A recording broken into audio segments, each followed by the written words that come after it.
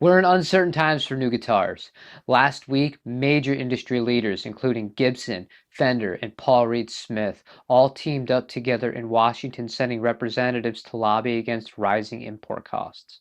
With import guitar prices potentially soaring due to the new tariffs, many suggest a simple fix: just buy American. But are they worth the extra cost either? Because it's not like those are as affordable as they were even 5 years ago, with some models even seeing as much as a 50% increase within that time span. Today, I'm going to give you my opinion on the matter as well as some advice as to what you should really be considering when you're looking at a guitar and if buying American really is the best solution that we have. Initially, when I sat down to film today's video, it was with the intention of making a video review of this guitar, the PRS SE-CE24 that's made in Indonesia. Obviously, I deviated a little bit from that, but I feel like it's a perfect place for us to start, and it's really what inspired me to want to make this video to begin with. When I bought this guitar, it was the only CE24 model I had. However, that's not the case anymore. I also have an American-made one.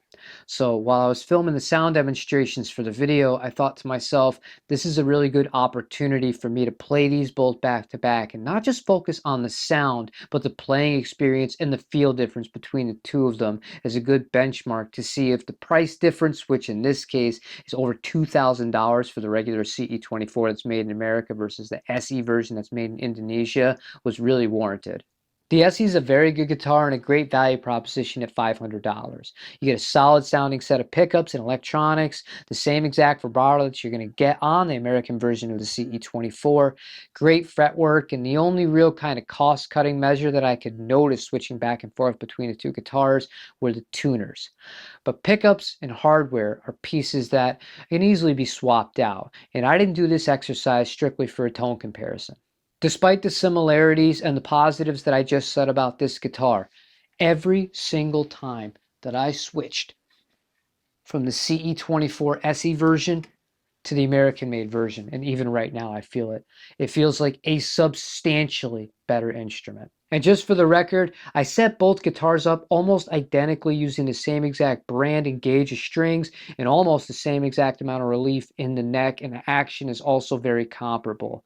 The American guitar, though, has a feel to it that I don't think it would matter how much money I put into the SE. I don't think it would be capable of replicating it. This is just my own opinion here. Yours may vary based on experience, and I'd love to hear what you think down below. But personally, do I think that this one is worth all that extra money compared to the SE's price, despite the fact that that is a great value instrument at 500 bucks?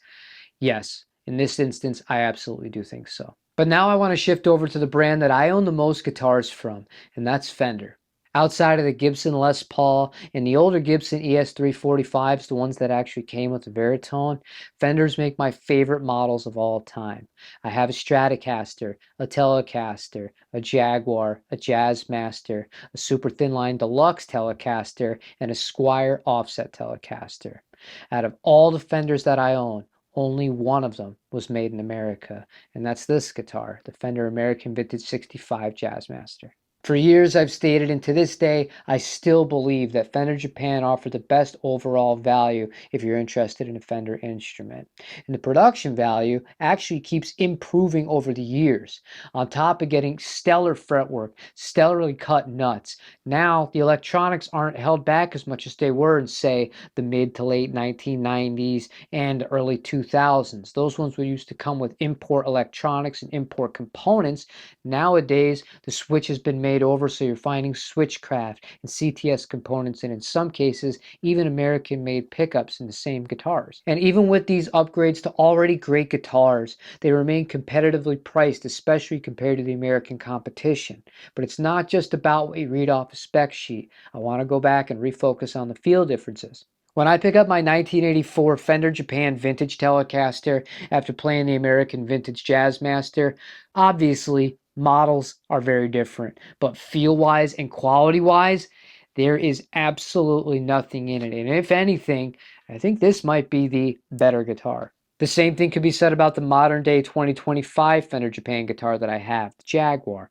When I switch between this and the American Vintage Jazzmaster, sure, there's an absolute difference in the way that the necks feel because the shapes are a little bit different, the nut width's a little bit different, but the overall feel, quality-wise, It's just nothing in it, and certainly, at least in my opinion, not enough to warrant me spending double what I would spend on this guitar to have an American equivalent. And that leaves me with the one Indonesian guitar that I have from them, the Squire Paranormal Offset Telecaster. I absolutely notice a difference in perceived quality between this and any of the Japanese guitars I have. It doesn't matter what era they were made from. And the same thing goes for the American vintage. But with that being said, it still feels like a quality instrument. And when I compare it with the CE24, the SE version, it's no contest. Despite the CE24 being a very nice guitar, this to me is the much, much better instrument.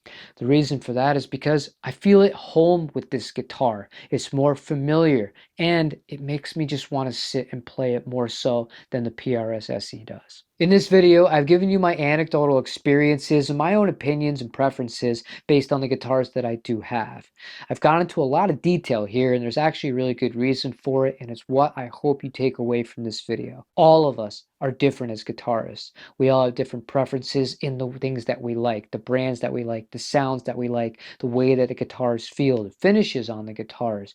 Every one of us have things that are different from one another. So to say that there's one universal best style of guitar, one universal best place that makes guitars, I think is foolish. At the end of the day, guitars are creative tools that we use to express ourselves. It really doesn't matter who makes them or where they're made. My advice to you would be, if you're looking at a new guitar, go in person. Play as many as you can. Don't judge based on the price or the brand or where it's made. Find the one that speaks to you and find the one that you have a really hard time putting down, because that's going to be the most important part, because the longer that you're inspired to sit and play an instrument, the more likely something good's going to come out of it, or you're more likely to sit and practice with it more and improve as a player. So are American guitars worth the extra money? That's up for you to decide. Thank you for watching today's video, and I hope you have a wonderful rest of your day. Take it easy, everybody.